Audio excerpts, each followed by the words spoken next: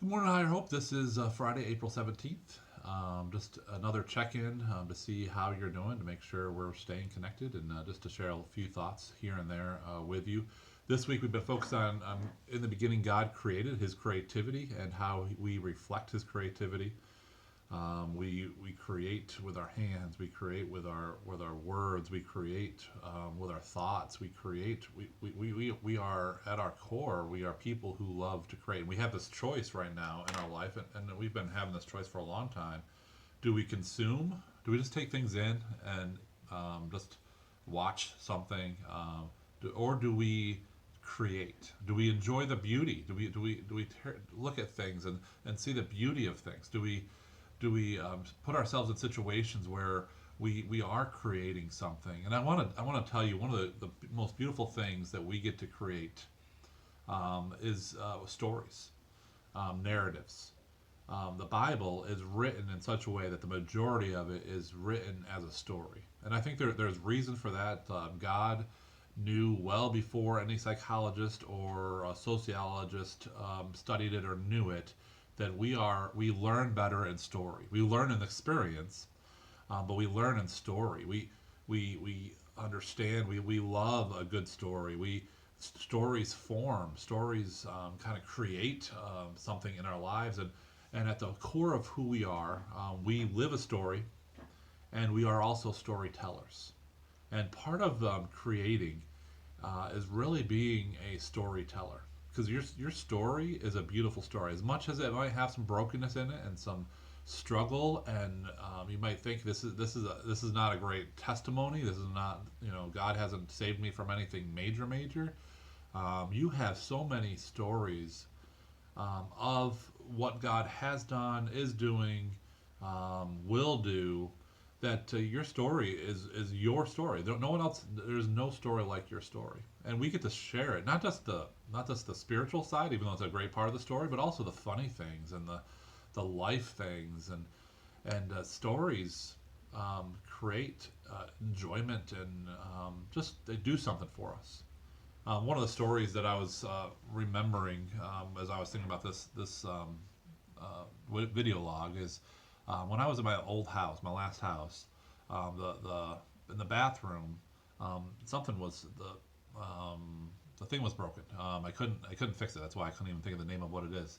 And so I went up into my attic and started looking around to see why is something blocking it. Is something not working?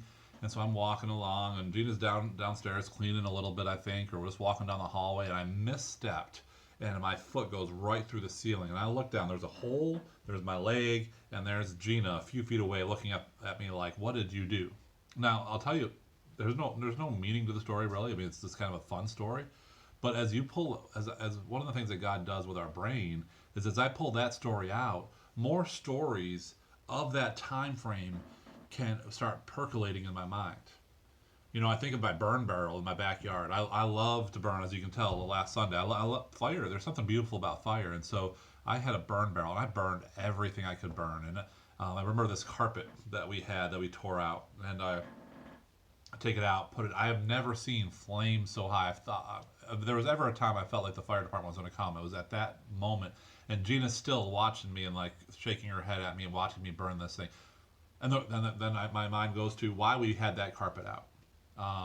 We were painting a room, and I think it was Gina who was walking by, and she knocked the can over, and there was paint all over the carpet. We had left it in there for a little while because we didn't have money to replace it, but the carpet was paint stained. And we have one memory after a memory of that house of Eli shooting hoops, or I put a golf hole in the backyard, and then we just chip from place to place. When he was like 3 or 4, he was chipping the ball over, and I was chipping the ball over to this hole. And just so many memories, and how it brings us hope and joy, and it creates you knowing me and me knowing you. And God has given us the gift of story.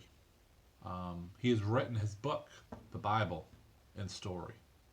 Both in its Now understand that both in the stories are both in people's brokenness and their sin and their stupidity, and also in his power and his joy. In fact, I was reading last night. I was reading Exodus, and they were he's talking about the Passover, and he's like, I want you to celebrate the Passover, and I want you to tell the story of me releasing you from Egypt. I want it to be an every year thing. I want you to tell the story again and again and again, because I want this story to form this community for the rest of their generations. So we need to use story. We need to tell stories. Our culture has taken the very thing that God has done and letting stories form, and they tell their stories on television and on movies, and they're forming us. They're forming the culture through their story. The church needs to redeem the story, bring it back to us. Let the story of Scripture speak. Let our story speak of who God is and what He is doing. So the practice today is be a storyteller. Tell some stories. Write some stories down. Let story kind of flow out of you, and try to remember one, then remember another, and try to bring a few back. And it's amazing how many memories that you almost forgotten that come back as you start telling stories. Be a storyteller today.